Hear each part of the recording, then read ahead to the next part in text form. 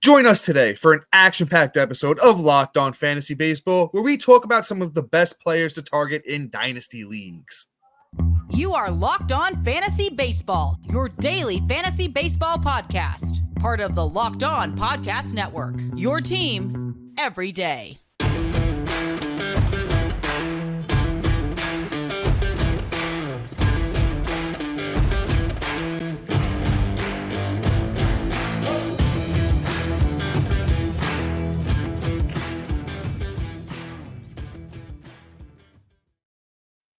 Hello, fantasy baseball fanatics, and welcome to the Locked On Fantasy Baseball podcast, brought to you by the Locked On Sports Network, your team every day. As always, we're your number one source of fantasy baseball knowledge, and thank you for making us your first listen each and every day. I'm your host, Dominic Martino, here as always with my brother, my co-host, my partner in crime, Matthew Ane, and today we have a very, very special guest for you. We are talking with Eric Cross. Eric, thank you so much for being here today, and if you want, just introduce yourself to the fans if they don't already know who you are and let them know where they could find your work. Yeah, absolutely. Thanks for having me, guys. Again, I wish I was warned ahead of time that I was recording with two Yankees fans here. As a Red Sox fan, that was not told to me beforehand, but all good there. But yeah, thanks for having me on. Eric Cross 04 on Twitter, right over at FTN, Rotoballer, and obviously I'm on my Patreon, Toolshed Fantasy, and also the Toolshed podcast with Chris Clegg. Yeah, so it's an honor to have you here, Eric. Once again, truly appreciate you making the time in your schedule for us. As we mentioned at the top, we're talking about some of the best targets in dynasty leagues. Eric has some great dynasty rankings. You need to go check those out. Matt, anything for the fans today before we get into this and we get things started? Honestly, just thank you, Eric, for being on the show. Been a fan for quite some time, so it's really an honor to have you here.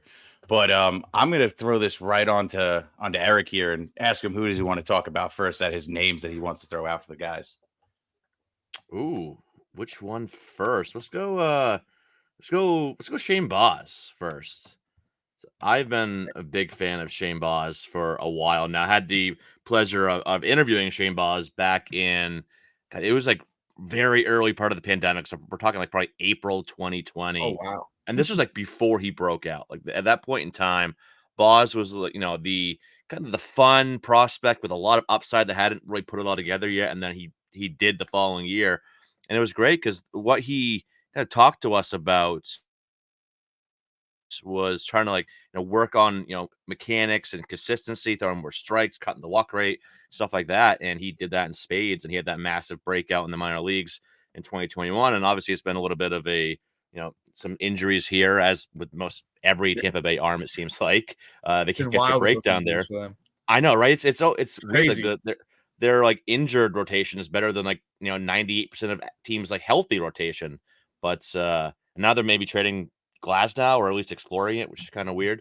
But yeah, Shane Baz, like the stuff is just so good. Like what we saw in that breakout year of 2021, what we've seen in small spurts in the major leagues. I mean, he's only got 9 starts and hasn't pitched in the major league since 2022, but like the stuff is legit. It's like frontline ace caliber stuff. You get the 4-pitch mix. He can miss bats, with the best of them. And I'm a believer in, the better command and control that he showed, because he said that was a focus for him and he went out and did it. So, and I'm a believer in that. I think the lower walk rate, I think it's here to stay. He's 9 starts, but 7.2% walk rate, pretty solid there. And just needs health. Obviously, that's a major red flag and a concern. So that's the reason why his value has sunk into the depths of where it is now. But I think it's opened up a great buying opportunity. He'll be back in 2024.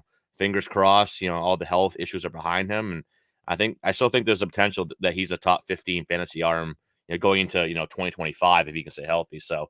Yeah, I think he's a great buy right now in dynasty leagues.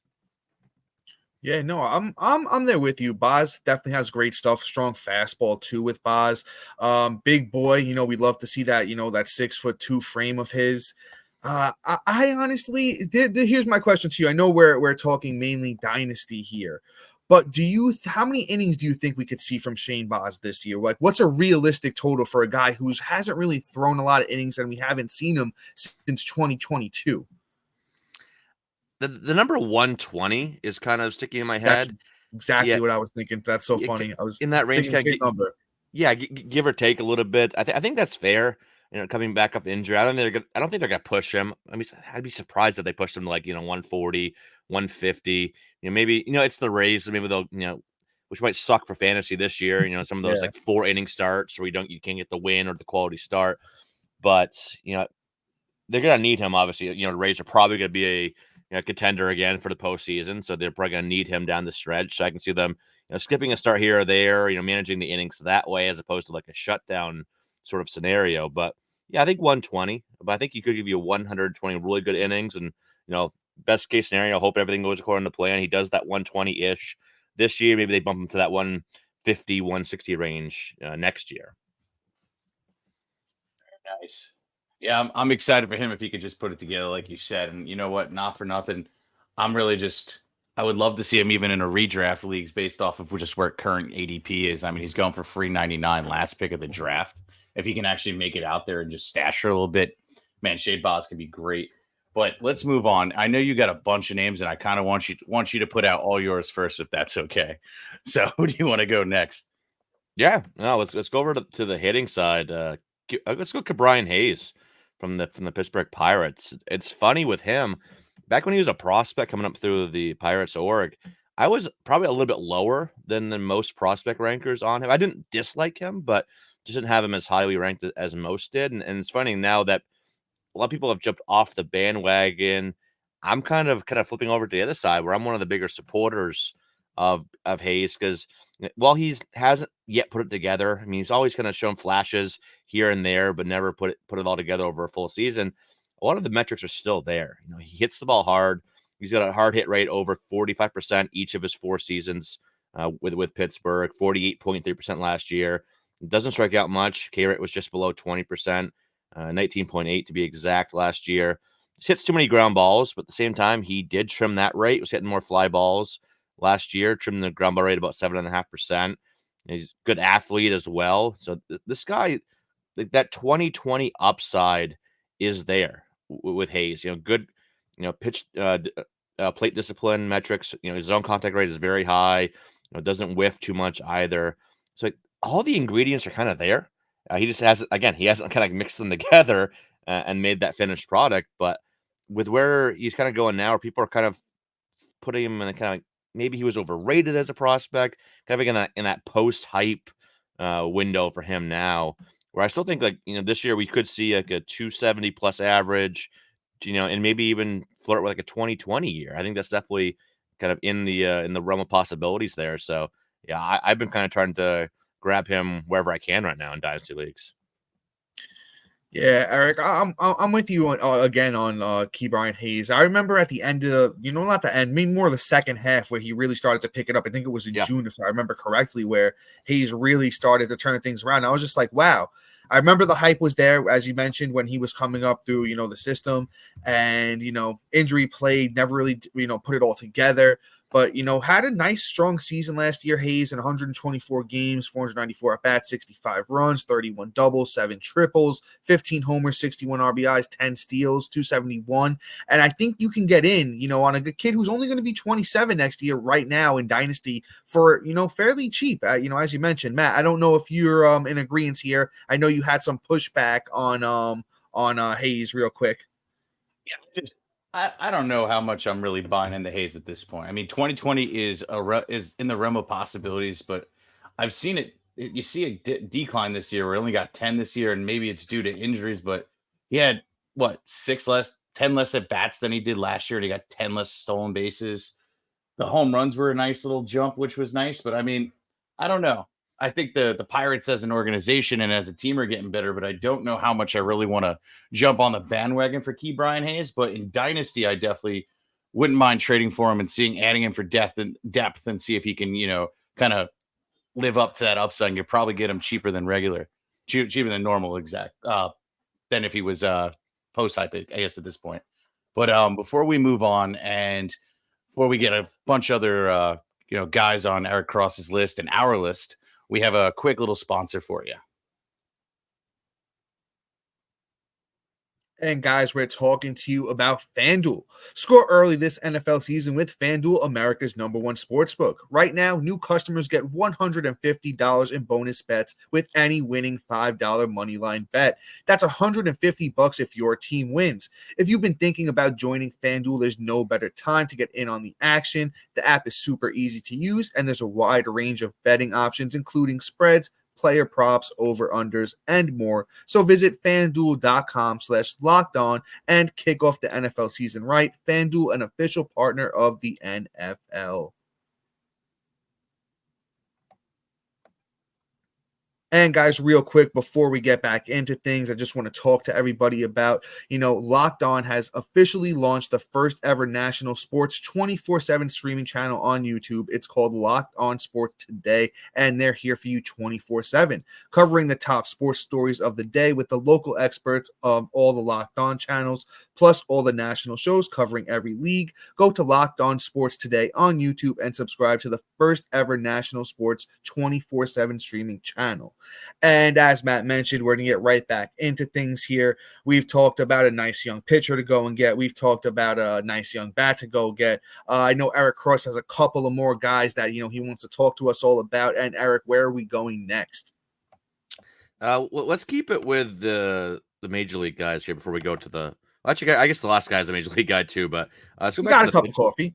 Yeah, I got a cup of coffee for sure. Let's go to Hunter Brown, though, a guy that had a lot of hype entering the season. And yeah, you look at the surface stats, they weren't great. 5.09 ERA across 155 and 2/3 innings, 1.36 whip, but also had, a pretty good strikeout to walk ratio, kind of pretty similar to what he did last year in his cup of coffee, which was only 20 innings last year, but, right around like the 18-19% K minus walk rate. Walk rate's been around 8 to 9% both years, K rate in that 27% range. We know he can miss bats. He's shown that throughout his professional career. And I think he pitched a lot better than a lot of his metrics would indicate. But, the one issue is there's a lot of zone contact allowed. Like that's like when you look at like his Savant page, that's the one thing that just really stands out. And you look at some of the heat maps on his pitches, especially the four-seamer in general. I think that was an issue there. It allowed a 271 batting average against, 511 slug. And you look at the heat map, there's a lot over the heart of the plate. That's a problem. And the slider too is really good. The slider's always been a pretty good pitch for him. Not so much last year, almost a 300 batting average against, and a slug over 500 on the slider, which is really, again, not what we were used to seeing out of him in the past. So I got to imagine the slider, improves this year. If he can just locate that fastball better as well, not give up so many home runs, give up 11 home runs on the four-seamer and 8 on the slider, which is not something you see that often on a good slider.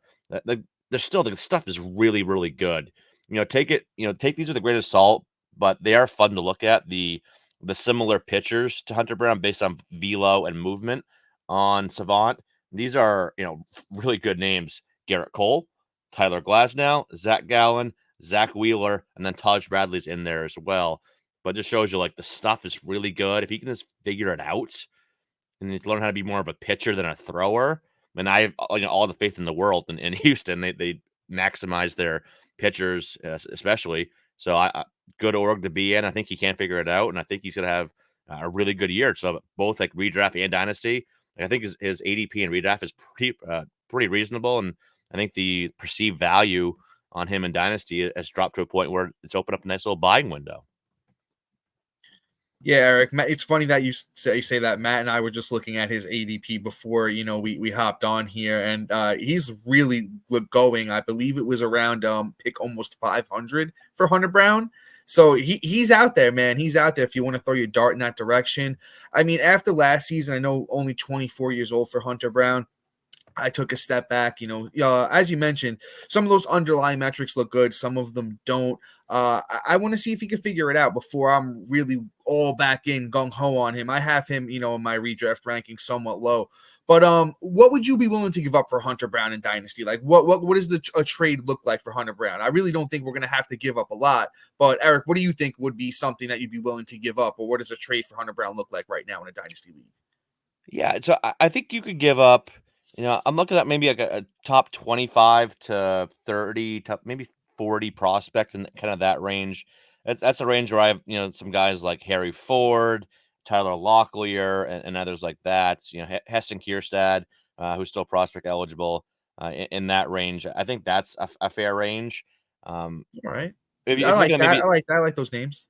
overall, maybe like I think you can get away with a back end top 200 guy right now. I think the value has sunk enough. So if you offer a guy in that 160 to 200 range overall, and maybe a guy that doesn't have that potential to jump back up like Brown does, I think that's a fair range for sure. I like that. I like that a lot. Hunter Brown, I'm a fan as well. I hope that course correct happens, and I like that trade. I might have to go and see if I can make something similar happen in a dynasty league. But you know, throwing some ideas my way. But let's hit this last guy here for you. Well, not our last guy of the show, but the last guy that you've wanted to talk about, and that's Jordan Lowrie.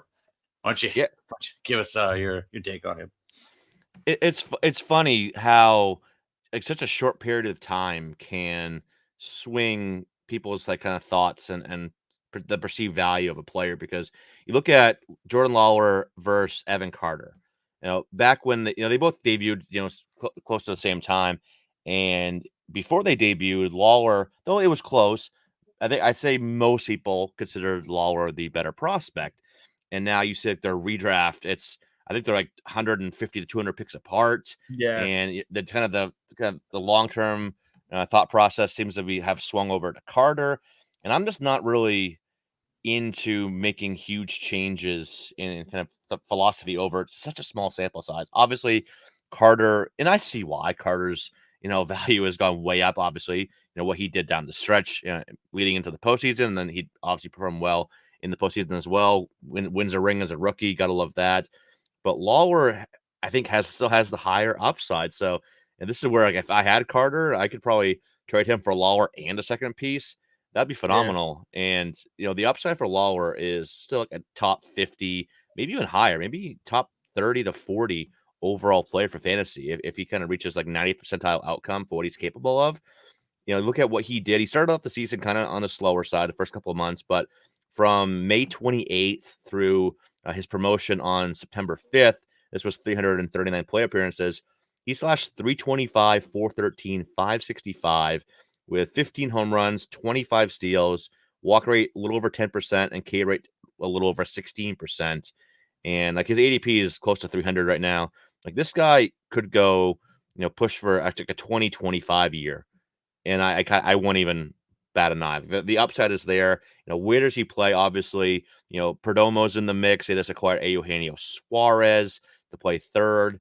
So I guess that the playing time concern is there, at least initially. Maybe he gets a little bit more time in AAA start of the year. I could see that. But for Dynasty, that's what we're talking here. The long-term upside is still very high. And I think people are kind of knocking him too much for, again, an extremely small sample size where he did do much with Arizona. So, yeah, Jordan Lawler, a great buy, and the long-term upside is still very high. Yeah, Eric. I'm sorry, Matt. I didn't mean. Go ahead, brother. Hop on in there. No, that's cool. I just had one question for you. So say you're doing a dynasty redraft, where you feel comfortable walking away with him? I mean, not dynasty redraft, a dynasty startup. I still have him as a top 100 overall player. I think he's in that back end top 100 range. I think I have him ranked. I'd pull up my rank. I think I've been ranked in the 70s, if I recall correctly. And I think you can get him post 100 in a startup. I wish I had pulled up. We just finished a dynasty mock draft, with a bunch of industry people here. As I'm trying to pull it up real quick here to see where he went because again, I think it was a lot later than he should have. If you bear with me here for like 3 seconds. All right, you so got it. quick control F. He went. All right, so pick 7-4. This was a 14 teamer. So okay, that was pick 88, which I think is fair. He went in a similar range. Some guys around him: Francisco Alvarez, Noel Marte, Volpe, Yelich, Arenado. So I think yes, still back in top 100 guy. And again, I think you could. If we did this, we're gonna do that same mock draft. We usually do it every year around this time. Next off season, I bet you can cut that in half. Maybe he's a guy that's drafted in the 40s. So I think that potential breakout there, and the skills are all there. So yeah, I'm definitely still very much in on Jordan Lawler. Awesome. Yeah, no, I really agree with that. Honestly, I feel like in a startup, he's probably a steal. Yep. So I'm right there with you. And before we go on, we start talking about the rest of our guys here. We have one last ad break for you.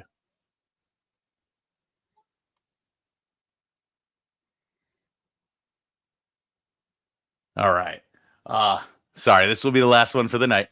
But yeah, I continue on Jordan Lawler. I think he's an absolute steal, like I was saying right before the break. And quite honestly, Eric, you did a fantastic job covering him.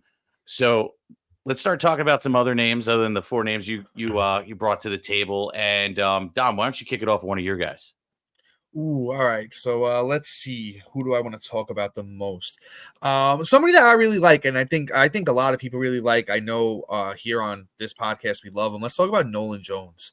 I think this is, like the sort of calm before the storm. I don't know if the word's fully out on how good Nolan Jones is, and how much a lot of people like him. I think there still might be a small window in Dynasty. Eric, you can correct me if I'm wrong after I'm done here on what your thoughts are. You're the expert around here. But I love Nolan Jones. Guy, had a very strong, rookie campaign, 106 games, 367 at-bats, 60 runs, 22 doubles, 4 triples, 20 homers, 62 RBIs, 20 steals, 297 batting average. He does has Coors as his home. The team around him isn't fantastic. So, the counting stats might be a little bit suspect, but, a guy who barrels up the ball a lot, with the best of them, is pretty fast, for a guy his size.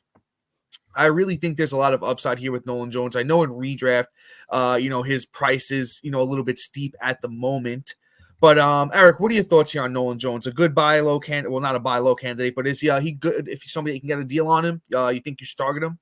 Oh, absolutely. It's funny because we talked about him a few weeks ago. We did an episode on Toolshed, but it's just kind of players that were just hard to rank for one reason or another. And he was one of the guys we talked about. And before that, I put out a poll from our Toolshed podcast Twitter account, excuse me. Where do you currently value Nolan Jones in Dynasty? And 37% said outside top 100. It was there was top 50 said about 7.5%, top 75 16%, top 100 39%, and then not top 100 37%. And I can see why some people may be a little bit skeptical, but I think he's absolutely a top 100 guy. His redraft ADP does feel a little bit high to me. I will say that it does, but Dynasty, like he's absolutely top 100 for me, and I think I have him in the 60s right now in my own rankings because I'm not a believer in the batting average he showed. You look at the metrics, it doesn't support an average close to 300. So I see that drop. Even Coors should keep it respectable though, and how hard he hits the ball that helps. But 270, which is still solid average, just not 300. But the power's legit. Like Jones always has had that power. He just never had the gaudy home run totals in the minor leagues because he was overly patient, and it led to higher strikeout rates because he was getting in too many 2-strike counts and really limited his power. Like he wasn't hunting out the pitches that he could really drive, and he did a great job over the last kind of year or two. First off, when he was still in the Cleveland org, then he came over to Colorado, especially of being more aggressive, but while still having that solid walk rate. This past year, 12.5%, and it still does strike out a bit too much, which is why I think the average will tick down. But there's no reason why this can't be, a guy that's pushing 30 home runs, especially in Coors, maybe even more than that. And a guy that's, he's a sneaky athlete. He's a guy that has. Is 30-30 in the cards? Is it like on the table? Maybe a 30-30 season for Nolan Jones if everything goes right?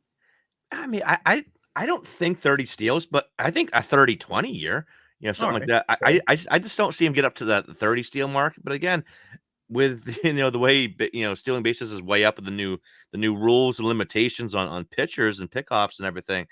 Yeah, maybe it's I don't think it's I wouldn't 100% rule it out, but even if he's down, even if he's a 270 30 20 guy, I mean that's still top 100. He's 25 years old. I think that lineup could be getting better over the next handful of years. They got a couple of sneaky young prospects coming up. Exactly. So I think it's not gonna be a terrible lineup, won't be a studly lineup, but yeah, I think he's absolutely top 100. So again, while the redraft ADP is a bit too lofty for my liking right now. I still think he's a pretty good value target in dynasty leagues. I love it. I actually love it. I went off last week about Nolan Jones, and quite honestly, let's go. I'm all day, even in redraft leagues with him. So, Nolan Jones is the guy. But I want to move on because we got maybe 5 minutes left, and I think we want to cover at least one more dude here. And you know what? I hate to do it to you, Eric, but I do want to steal one of Dom's guy and talk about a Yankee here. And I'm gonna let Dom take the lead on this as Json Dominguez. I feel like he needs to be talked about. Yeah. So the thing with Json, it's been a road for dynasty league players and Json Dominguez. When he first came up, the Martian, the guy can do anything. Supreme athlete, hits the ball hard. Can run a bit, can do it all. Then he never really lived up to the hype. In the minor leagues, had some ups and downs season. Last couple of years, a little bit better in the minors, and then finally, guy gets the call to the major leagues. And he really does look like the Martian, the alien. 8 games, 4 home runs, 7 RBIs, a steal, 258 batting average. Then he gets hurt. He's going to be out for a while. Yankees are saying, I saw talks of, maybe May or June, depending on how this thing goes. And then even that, this is something Matt and I have gone back and forth about. And Eric, we would love your take on this. Even when Json is, fully healthy, do they send him back to the minors, to make sure everything is good? Does he come right back up to the majors? Does it depend on where the Yankees is? And I feel like if there was a time to strike on his value again, it would be right now before he gets back out on that field and, starts showing, what he's made of again. But Eric, your thoughts on Json Dominguez for dynasty leagues? Man, I like him a lot. And it's funny. He went from being, like you mentioned, like super overhyped with all the Mickey Mantle, Bo Jackson, Mike Trout I comps. remember. Which is, I just, another reason why I hate comps. But then he got super undervalued. And like, I had a chance to see him a lot when he came through AA. Obviously, AA Somerset comes up here to Portland, Maine a lot. So saw him probably 5-6 times. And, the skills are absolutely there. The one, the powers, even though he didn't have huge home run totals in the minor leagues, the raw power has always been there. And as a guy that's a switch hitter at Yankee Stadium can, take advantage of that short right field porch you got there. There's just a potential 30 homer bats and kind of similar to Jones, sneaky athlete. Like he doesn't look like it. Like he kind of reminded me of Willie Calhoun body wise, which not a bad thing, but I'd never expected him to keep running as much as he did in the minor league. So, and another guy that could be like, a sneaky, like a 30-20 guy. Yeah, absolutely. And I like him a lot. I hate it. I hate when I like Yankee players, obviously, but and I love Aaron Judge and Json. I think he's gonna be an absolute stud thing. If he does what I think he can do, like we're talking a guy that's a top 30 to 40 player. I think that upside is absolutely there. So yeah, great buy. Hopefully people forgot how good he was in that really short sample size before he got hurt, which was unfortunate. Never want to see an exciting young player get hurt like that, but probably back in May or June, something like that this year. So hopefully he can pick right back up off and just not against my Red Sox. He can do it against other teams. Just don't do any damage against my Red Sox. Well, that's fair. Man. That's fair. We can respect that. We can respect that. Unfortunately, I think once he gets going, he's just going to go off like a house on fire. Like, probably. I mean, he's like 10 years younger than Bryce Harper, who had the same injury. And I feel like, okay, the injury recovery is probably going to be a little bit faster, not as long as Harper had to go through, plus a little bit more downtime for him. So I feel like he might even get started sooner than later. So I feel like, man, he could be absolutely incredible and more impactful than Harper was earlier off than coming back from the injury himself. Man, I could still see him coming back and just pretty much looking like Royce Lewis at some point and just going off. Yeah. I'm super excited for Dominguez here. But with that being said, Dom, why don't you get us out of here? Yeah, guys, that is all for today. Eric, a special thank you to you for doing this once again, making time, joining us today. Once again, make sure you go and check out all of Eric's work. Once again, Eric, I don't know if you want to throw the plug out there real quick before we head out, where everyone can find your work once again. Yeah, again, thanks for having me, guys. This was a lot of fun. A lot of fun names we talked about here. Follow me on Twitter at EricCross04. Always posting a lot of stuff there. Got my work over at FTN Fantasy, Rotoballer, and obviously a lot of my work, probably the majority of it, over on my Patreon, Toolshed Fantasy. Links in my bio on Twitter. And right now I'm pumping through a little bit of everything, some early redraft rankings, team by team prospect rankings, do some player profiles, just a good little mix. But it's a fun time of year. Obviously we were talking about us degenerates that are still cranking out the content. Gotta love it. But yeah, thanks for having me on, guys. This was a lot of fun. Of course. And guys, please be sure to like, subscribe, comment, rate, and review. And Matt and I will be back with our, our way too early, positional talks and debates. And guys, until then, see ya. Peace.